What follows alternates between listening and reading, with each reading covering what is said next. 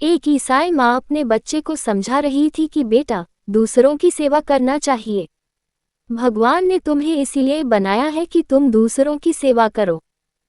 बेटा बुद्धिमान था, उस छोटे से बच्चे ने, और छोटे बच्चे अक्सर ऐसी बातें पूछ लेते हैं कि बूढ़े जवाब न दे सके। उस छोटे बच्चे ने कहा, ये तो मैं समझ गया कि मुझे इसलिए बनाया है कि दूसरों की सेवा करूं। दूसरों को किस लिए बनाया है, इसका भी उत्तर चाहिए। माँ जरा मुश्किल में पड़ी होगी, अब क्या कहे। अगर कहे, दूसरों को इसलिए बनाया है कि तुम सेवा करो, तो ये तो बड़ा अन्याय है कि मुझको सेवा करने के लिए बनाया और उनको सेवा करवाने के लिए। ये तो मूल से अन्याय हो गया।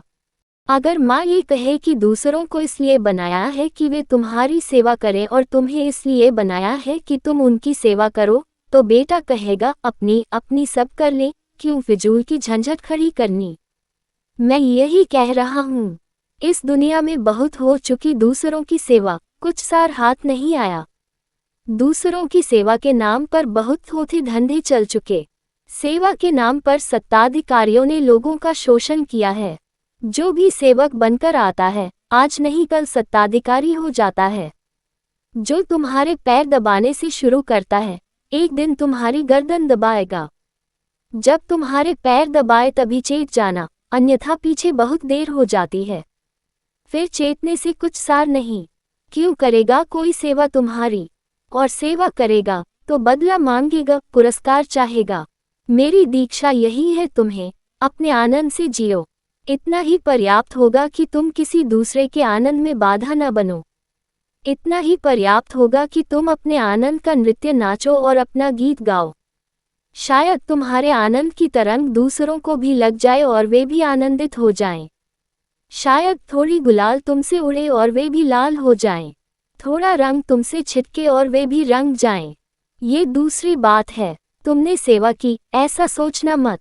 कोयल गाती है, तुम क्या सोचते हो कवियों की सेवा कर रही है, कि लिखो कविताएं, देखो मैं गा रही हूँ। जागो कवियों, उठाओ अपनी कलमें, लिखो कविताएं। मैं आ गई सेवा करने को फिर, कि पपीहा पुकारता है, कि संतो जागो, कि देखो मैं पेय को पुकार रहा हूँ, तुम भी पुकारो। मैं तुम्हारी सेवा करने आ गया। तुम इस जगत में देखते हो, कौन किसकी सेवा कर रहा है। कोयल गीत गा रही है, अपने आनंद से। पपीहा पुकार रहा है, अपने रस में विमुग्ध हो। फूल खिले हैं अपने रस से, चांद तारे चलते अपनी ऊर्जा से। तुम भी अपने में जियो। मैं तुम्हें सेवक नहीं बनाना चाहता। मेरे पास लोग आ जाते हैं, वे कहते हैं, आप अपने सन्यासियों को क्यों नहीं कहते कि जनता की सेवा करें। क्यों करें, क्यों किसी की कोई सेवा करे। और कितने दिन से सेवा चल रही है, हजारों साल हो गए, लाभ क्या है। मैं नहीं सिखाता सेवा करना, और इसका यह अर्थ नहीं है कि तुमसे सेवा नहीं होगी। ख्याल समझ लेना, भेद समझ लेना। सेवा तुमसे तभी होगी जब तुम करोगे नहीं, जब तुम अपने आनंद में मग्न हो जाओगे।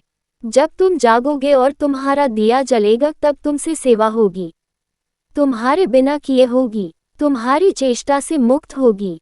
तुम्हारा प्रयास नहीं होगा, तुम्हारे भीतर से परमात्मा बहेगा और कुछ घटनाएं घटेंगी, लेकिन तुम उनके कर्ता नहीं रहोगे। साक्षी मात्र ओशो।